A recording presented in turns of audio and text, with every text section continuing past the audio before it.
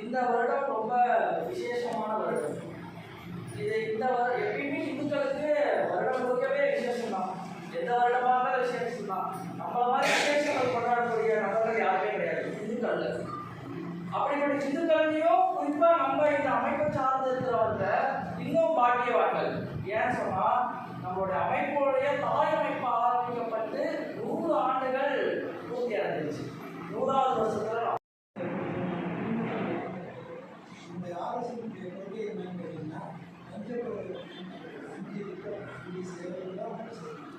அது ஒவ்வொன்றுக்கும் சொன்னதால் ஒரு மண்டிப்படுவதற்கு எதிர்ப்பு நம்ம குடும்ப ஒற்றுமை முதல்ல நீங்கள் ஒரு முடியும் கூட்டுறவுமாக ஒற்றுமையாக சாப்பிடக்கூடிய இந்திய அரசுடைய சட்டத்துறை அரசு சொல்லி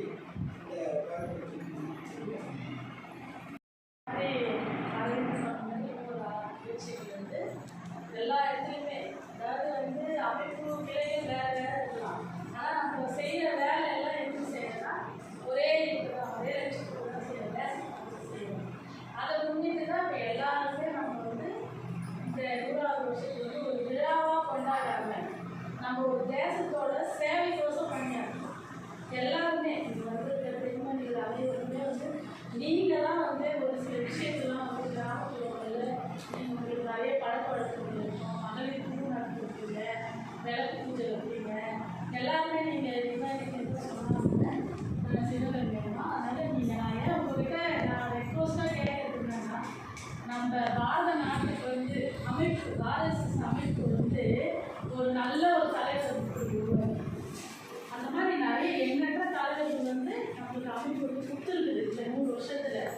அதில் இப்போ உலகமே போற்றக்கூடிய ஒரு தலைவர் நமக்கு வச்சுருக்காரு நம்ம பாரத தாயோட கௌரவ பிரதமர் அவர். அதனால் அவர் இப்போ எடுத்துருக்கிறது முக்கியமான விஷயம் என்ன, இந்த ஆர்எஸ்எஸ் கொடுக்குறாங்க அவரோட இது என்னன்னா நம்ம வளர்ச்சி பாதை நம்ம இந்தியா உள்நாட்டில் தயாரிக்கிற பொருளை நம்ம எல்லாருமே வாங்கணும். புரியுதுங்களா? வெளிநாட்டு பொருட்கள் வெளிநாட்டு சந்தை நம்மளுக்கு தேவையில்லை. உள்நாட்டு சந்தையில் நம்ம பொருட்களை செயல்படுத்தி விவசாயமாகட்டும் எதுவாகட்டும் நம்ம செயல்படுத்தி அதை உருவாக்கி நம்ம அயல்நாட்டுக்கு அனுப்பணும்.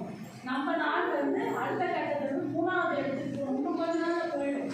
அந்த மாதிரி ஒரு கொள்கையை அவர் இந்த 100வது வருஷத்தில் எடுத்து கடைபிடிச்சி எல்லாத்துக்கும் அறிவுரை எல்லாத்துக்குமே அந்த ஒரு இது சொல்லியிருக்காங்க. அதனால் அதெல்லாம் அவங்கள பற்றிலாம் பேசுறதுக்கே ஒரு வாய்ப்பு இந்த இடம் கிடைக்குதுன்னா நான்லாம் ரொம்ப பெருமையாக நினைக்கிறேன். அது மாதிரி ஒரு சில தலைவர் அவருக்கு கிடைச்சிக்கிறதே இந்தியாவுக்கு ஏதோ நம்மளாம் பண்ண புண்ணியம் தான் நான் சொல்கிறேன் இந்த 100 வருஷத்தில். அதனால் நீங்கள் அதெல்லாம் மனசில் வச்சுக்கிட்டு கொஞ்சம் பெண்கள் நம்ம தான் ஈஸியாக ஒரு குடும்பத்துக்குள்ளே போக முடியும். நாடு நம்ம தமிழ்நாடு ரொம்ப மோசமாக இருக்குது, ரொம்ப சீரழிஞ்சு போயிருக்கு. கலாச்சாரம் கிடையாது. ஒரு பெண்களுக்கு ஒரு அழகா ஒரு பொட்டு வைக்கிறது, ஒரு சந்தனம் வைக்கிறது எதுவுமே கிடையாது. எல்லாமே ஒரு இதுவாக போயிட்டு இருக்குது. அதனால நம்ம எதுக்கு பாடுபடுறோம்னா இனி வரும் ஜெனரேஷன் பாரதமே இல்லாத மற்ற தீய சக்திகள்கிட்ட போயிட்டு அகப்படக்கூடாது அப்படின்றதுனால தான் இவ்வளோ கிளைகள் இருக்குது. நம்ம தாய் வீட்டிலேருந்து ஆர்எஸ்எஸ் அமைப்புலேருந்து இவ்வளோ கிளைகளும் நம்ம ஒரே நோக்கத்தோட சேவை சேவை சேவை அப்போ தேசத்துக்கு சேவை செய்யும். அதை வழிகாட்டுதான் நம்ம எடுத்துகிட்டு போயிட்டு கிராமப்புறங்களில் தான் அதை நம்ம மாற்ற முடியும். கிராமம் மாறிடுச்சுனாலே நம்மளெல்லாம் ஒன்றுமே கிடையாது. நம்ம மனசு வைக்கலாம். ஏன்னா எல்லா இடத்துலையும் விவசாயம் புரியுதுங்களா? எல்லாரும் ஏதாவது ஒரு கொள்முதல் பண்ணுறோம். பால்லேருந்து தக்காளிலேருந்து ஏதோ ஒன்று பண்ணிட்டு தான் இருக்கும். நிறைய நம்ம என்ன பண்ணுறோம், குழுக்கள் நடத்துகிறோம். அந்த குழுக்களில் நம்ம உட்காந்து பேச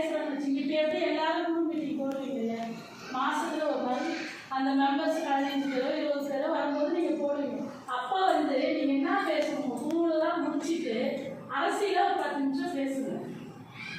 அரசியலை பற்றி பேசுங்க. உங்களுக்கு தெரிஞ்ச விஷயத்த ஷேர் பண்ணுங்க.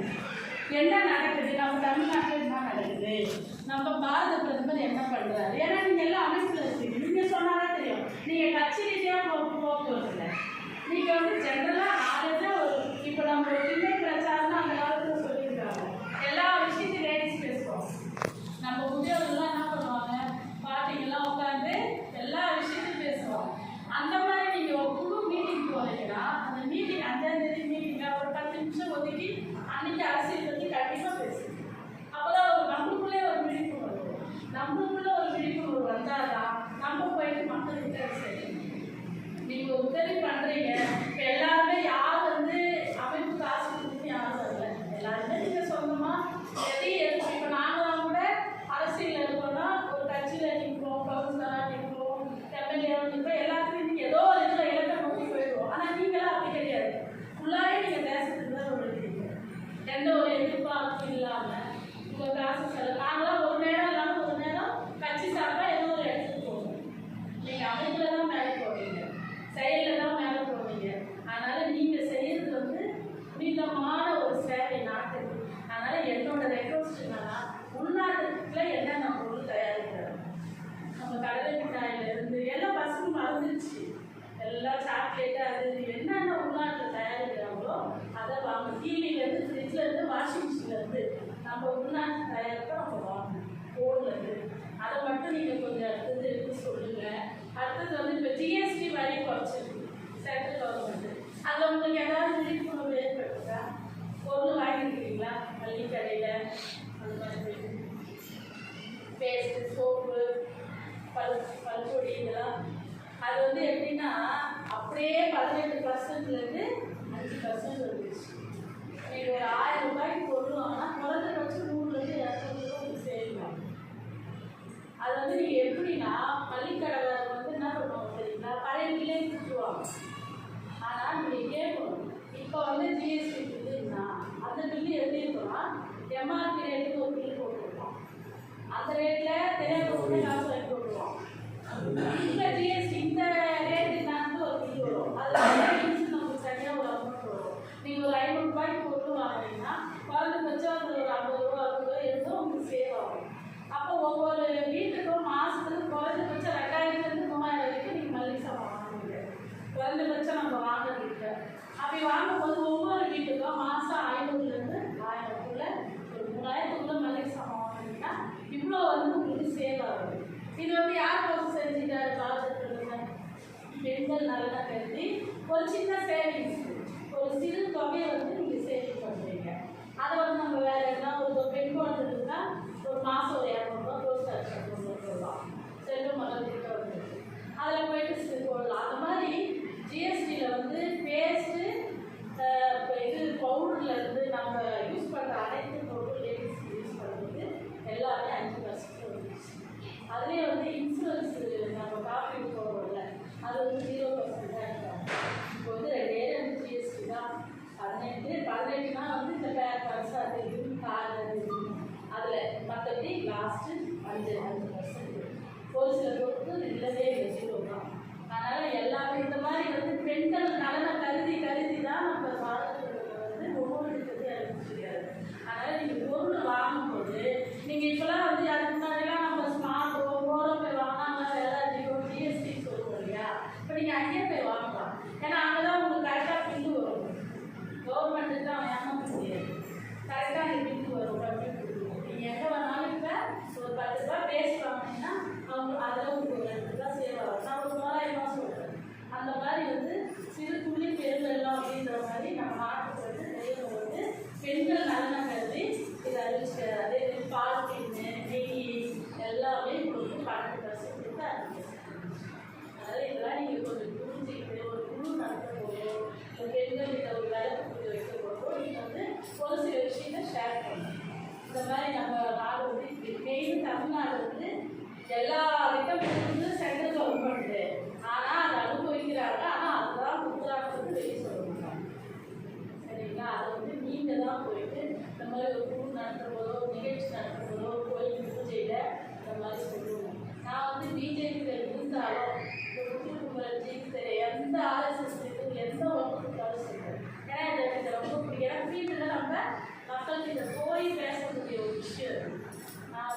வருஷத்துலேயே வந்து அரவிந்த் சொன்ன எல்லா விஷயத்தையும் பண்ணியிருக்காரு. கந்த சஷ்டி இதில் வந்து இன்னைய வரைக்கும் என்ன ஆர்எஸ்எஸ் அப்படின்னு அவங்க எல்லா ஒர்க்கும் பண்ணுறது. அதனால் குடும்பமும் நான் சொல்லிட்டு அவ்வளோதான். அது மாதிரி ஒரு வந்து பெண்கள் மத்தியில் வந்து முடிவு போயிட்டே இருக்கணும். இந்த குழு நடத்தும் போது மட்டும் கண்டிப்பாக அரசியல் பேசுங்க. உங்கள் குழந்தைங்களுக்கு நல்ல இந்த பண்பாட்டு குழு கட்டியிருப்பாங்கல்ல, கட்டிருப்பீங்கல்ல, அதில் அது மாதிரி தொடர்ந்து பண்ணுங்கள். அந்த டைமை மட்டும் வேணாம், வாரத்தில் ஒரு நாள் பண்ணுங்கள். பண்ணி நல்ல விஷயத்துக்கு சொல்லிக் கொடுங்க. அவ்வளோதான். இதுதான் நான் வந்து உங்கள்கிட்ட ஒரு ரெக்வஸ்ட்டாக வைக்கிறேன். இதை மட்டும் கொஞ்சம் எல்லாரும் பண்ணணும். 50 கிராமங்களில் வந்து நம்ம வேலை செஞ்சுட்டு இருக்கோம். 50 கிராமங்களுக்கு மேலேயே நம்மளோட தொடர்பு இருக்குது. 50 கிராமங்களில் நம்மளுடைய சேவையை நம்ம செஞ்சுட்டு இருக்கோம். அப்போ 50 குடும்பத்துலேருந்து எல்லாரும் வந்தாங்கன்னா எப்படி இருக்கணும்? ஒரு கல்யாண வீடு மாதிரி இருக்கணும். அப்படி தானே இருந்துருக்கணும்.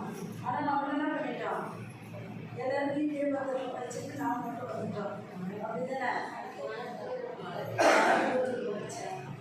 சரி, அடுத்தது இன்னொரு நிகழ்ச்சி என்ன பண்ணுறோம்? குடும்ப சங்கமம் சொல்லுவீங்க. அடுத்தது தீபாவளி கொண்டாடணும். தீபாவளிக்கு புத்தாடை வழங்கும் நிகழ்ச்சி. இந்த 2 நிகழ்ச்சி நாம பட்டாசு இந்த நேரத்தில் தான் வெடிக்கணும். என்ன சொல்கிறாங்க? பட்டாசு இந்த நேரத்தில் தான் வெடிக்கணும். குறிப்பிட்ட நேரத்தில் தான் செய்யணும். இது நடக்கக்கூடிய ஆட்சியாளர்கள் என்ன பண்ணாங்க? ஆப்போசிட் எதிர்கொள்ள பேசிட்டு இதெல்லாமே வந்து நம்ம வந்து சிந்தனை பண்ணணும். ஒவ்வொரு விஷயங்களும் வர்றது நம்ம யாருக்கோ சொல்கிறாங்க. நம்ம குடும்பத்தில் ஒரு குழந்தை கைவசம் ஆகிட்டு கொஞ்சம் வச்சு சாப்பிட்டோம். நிறைய கன்வென்ஷன் ஆகிட்டாங்க. கன்வென்ஷனாக தெரியும் உங்களுக்கு? மதம் மாறிட்டோம், கிருஷ்ணா மாறிடுவாங்க. மலைப்பகுதியில் அதிகமாக என்ன பண்ணுவாங்க? மதம் மாற்றத்துக்கு மேலே நடந்துருவாங்க. அப்போ அதை கூட நம்ம நல்லா தான் கொண்டு வருவோம். அதே மாதிரி இன்னொரு விஷயம் என்னென்னா, மலைவாசிகள் தெரியும், நகரவாசிகள் தெரியும். அப்படி சில வேலைகள் செஞ்சுருக்காங்க தெரியுமா உங்களுக்கு? சொல்லுவாங்க. நகரம் இருக்குது, மேலே மலை இருக்குது. அப்படி சொல்ல அவங்களுடைய சாதத்துக்காக மலைவாழ் மக்கள் எப்படியும் தெரியும், நகரவாழ் மக்களுக்கு தெரியும் சொல்லிட்டு இருப்பாங்க. அது தெரியுமா உங்களுக்கு? கம்யூனிஸ்ட் தெரியுமா? கம்யூனிஸ்ட் அடுத்த வரிசையில் நின்று போனோம்னா ரூபாய் 200 ரூபாய். இன்னும் கொஞ்சம் தள்ளி அடுத்த வரிசையில் நின்றுச்சுன்னா 100 ரூபாய். இலவச பொது தரிசனம். ஊரெல்லாம் சுற்றி வர மாதிரி இன்னைக்கு இருக்கான். இரும்பு கம்பி வேலி மாதிரி போட்டு நம்ம கோவில் சுற்ற விடுறோம். சுற்றி சுற்றி கிட்டத்தட்ட ஒரு நாள் முழுக்க ஆகிடும். இலவசமாக சாமி வைப்போம். அது ஒரு தூரத்தில் பார்க்கணும். ஆனால் நாம் காசு போட்டு என்ன பண்ணணும்? உண்டியில் வச்சுக்கலாம். உண்டியில் அது நிறைய தாராளமாக போட்டுக்கலாமா? உண்டியில் போட காசு மட்டும் நிறைய பொருட்களை தாராளமாக போடணும். ஏன்? நாங்கள் அப்படியே எடுத்து இன்னைக்கு அதான் நடந்துருக்குது இல்லையா? ஆனால் கோவிலோட தாற்பயம் எதுக்காக கோவில் கட்டணும்? நம்ம சங்கத்தில் சொல்கிற விஷயங்கள் ஒன்று, வழிபடும் ஸ்தலங்கள் எல்லாருக்கும் பொதுவாக இருக்கு. எதுக்காக இதை சொல்கிறோம்? ஒரு ஆளால் கோயில் கட்ட முடியாது கண்டிப்பா. அப்போ எல்லாரும் போய் கும்பிட்ற மாதிரி தானே இருக்கணும். ஒரு ஆள் மட்டும் போய் கும்பிடலாமா? அது நல்லதான். அப்போ கோவில் எல்லாருக்கும் பொதுவான ஆசை. சரிதானே? கோவில் பொதுவாக. அதோட என்ன சொல்றோம்? கோவில் இருந்தா அதோட விட்டுருமா? கோவில் பக்கத்தில் இன்னொன்று என்ன இருக்கும்? குளம் இருக்கும். கோவில் இருந்தால் ஒரு குளம் கண்டிப்பாக இருக்கு. கண்டிப்பாக இருக்கு. ஏன் அந்த மாதிரி குளம் வச்சுருக்கிறாங்க? எப்படி கோவில் பொதுவானதோ அதே மாதிரி உலகம் ஊர் மக்கள் எல்லாருக்கும் பொதுவாக. அதுக்காக தான் கோவிலுக்காகவே ஒரு குளம் தீர்த்தம்னு சொல்லுவாங்க. இன்னும் சொல்ல போனால் விளக்கமாக என்ன சொல்லுவாங்க? அவனுக்கு ஏதாவது பிரச்சனை உடம்புல இருக்குது அப்படின்னாக்க குறிப்பிட்ட கோவிலில் போய் அங்கே போய் தீர்த்தம் வாங்கி சாப்பிட சரியாக இருக்கும். அந்த தீர்த்தம் வாங்கிட்டு வந்து நம்ம குளிக்கிற தண்ணியில் கலந்து குளிச்சா உடம்புல இருந்து வியாதி சரியாகும். கேள்விப்படுவோமா? ஆக தீர்த்தம் தண்ணி குடிக்கிற நீர் எல்லாருக்கும் பொதுவாக, ஒரு சிலருக்கு மட்டும் அப்படி இருக்கலாமா?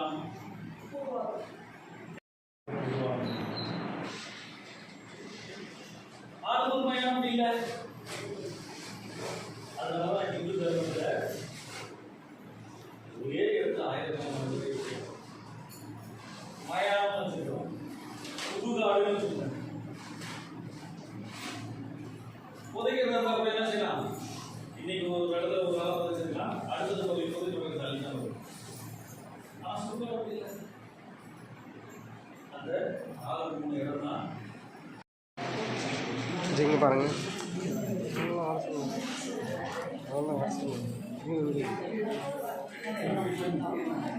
பாருங்க.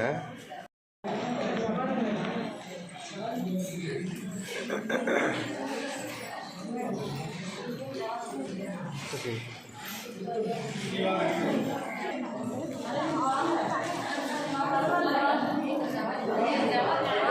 இங்கே பாருங்க ஜி.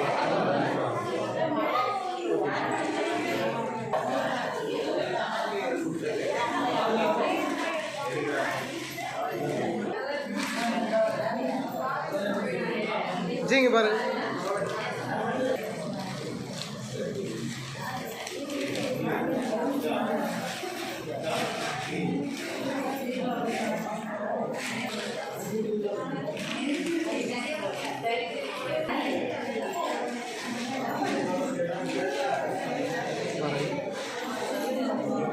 இங்கே பாருங்க, இங்கே பாருங்க, ஒரு நிமிஷம் இங்கே பாருங்க.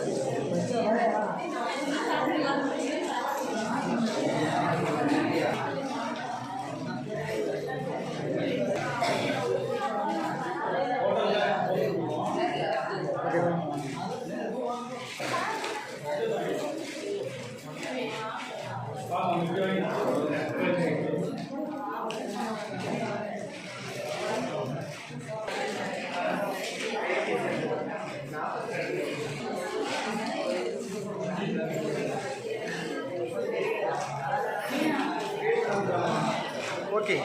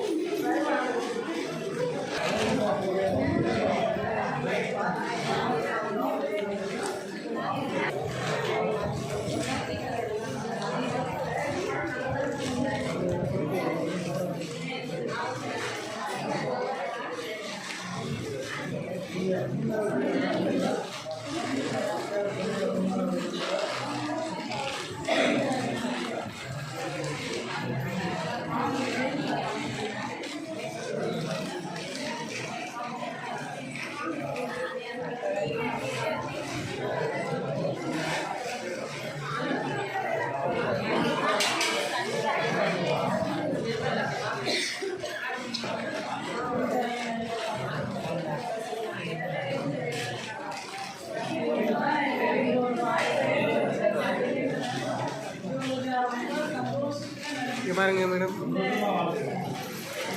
நிறைவா இருக்கு எனக்கு. என் குடும்பத்தோட ஃபேமிலியில கொண்டாடுறது இப்போ கூட வந்து நான்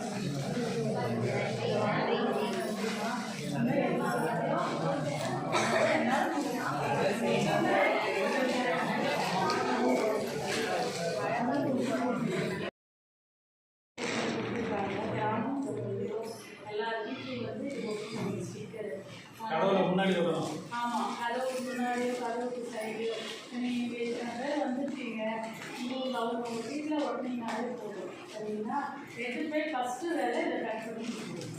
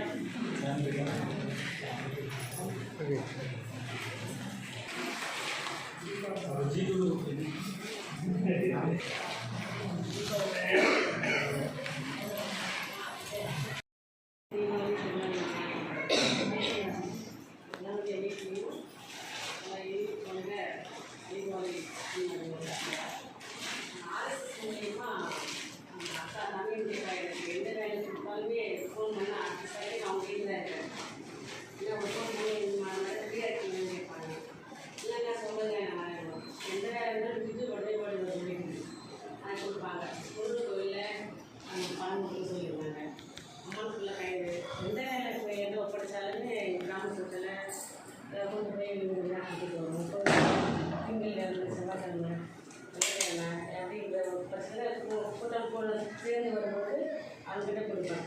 அவங்க வந்து சொல்லுவாங்க இதெல்லாம் ஒரு வேலையா அப்படின்னு. ஆனால் இது வேலையை நான் செஞ்சு தான் வேலையை அவங்க உருவாக்க முடியும். சின்ன பிள்ளைங்கிட்ட போய் பேசினா அது காது கொடுத்து கேட்கும். ஆனால் திடீர்னு ஒரு நாள் 10 பேர் சேர்ந்துருந்தாங்க அவங்க இவங்களுக்கு வேறு வேலை இல்லை, இப்போ வந்து ஆர்எஸ்எஸ் தான் ஓடிக்கிட்டு இருக்கா அப்படின்ற மாதிரி பேசுவாங்க. நான் அதை பொருட்படுத்துறது கிடையாது. இது வந்து என்னென்னாக்கா அது கட்சி ரீதியாக நான் பண்ணுறது கிடையாது. ஆனால் பிஜேபி இருக்கிற ஒரு காலத்தில் பிஜேபி இருக்காங்க அப்படின்ற மாதிரி ஒரு வேறு ஒரு மாதிரி தப்பாக பேசுவாங்க. கட்சி இலைய பிரச்சாரம் பண்ணுறாங்க. டிஎம்கே தான் ரொம்ப பெரிய இதுவாக இருக்கும். ஐயா வந்திருந்தார், பார்த்துருந்தேன், பார்த்தீங்களா இல்லையா? அப்போ அவர் பேசும்போது எனக்கு கொஞ்சம் நேரம் காப்பி கொடுத்து கேட்டு வரலாம். அவர் சொன்ன ஒரு சில கருத்துக்கள் ரொம்ப பிடிச்சிருந்தது.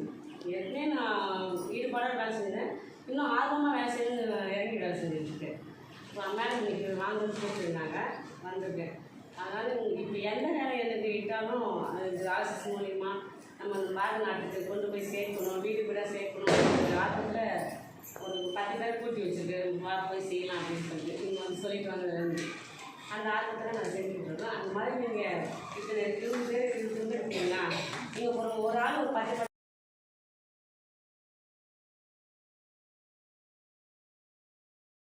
ஆறாம் ஆண்டில் குடும்ப நல சங்கம் மற்றும் தீபாவளி கொண்டாட்டத்திற்காக உங்கள் வந்திருக்க அனைவருக்கும் மதிய வணக்கம்.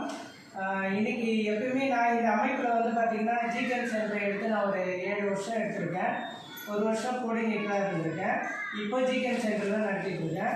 இப்போது இது கிட்டத்தட்ட ஒரு 9 வருஷத்தில் பார்த்திங்கன்னா இது வரைக்கும் நாங்கள் குடும்ப நல சங்கம் தீபாவளி கொண்டாட்டம்னு சொல்லிட்டு எதுவுமே செலிப்ரேட் பண்ணது கிடையாது.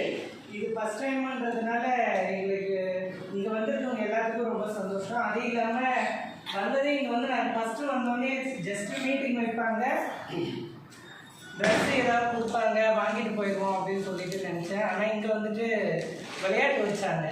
ஏன்னா எங்களுக்கு ஊர்லலாம் வந்து விளையாடும் போது தான் ரொம்ப கஷ்டமாக இருக்கும்.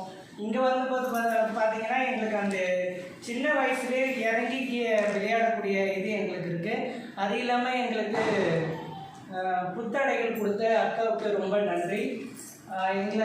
எங்களுக்கும் அந்த தீபாவளி நிகழ்ச்சிக்காக கொடுத்து எங்கள் கூட வந்து ஷேர் பண்ணி அவங்களுடைய விஷயங்களும் ப்ளஸ் எங்களோட கலந்துக்கிட்டு எங்களுக்கு அனைவருக்கும் தீபாவளி நல்வாழ்த்துக்கிறேன். இங்கிருந்து யாராவது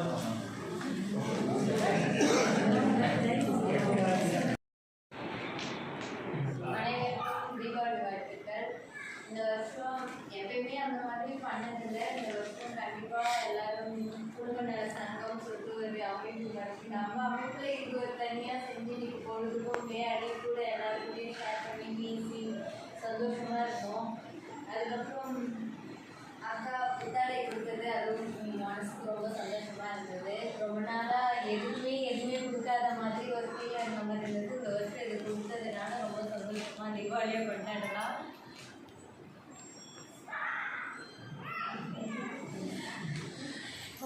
அங்கே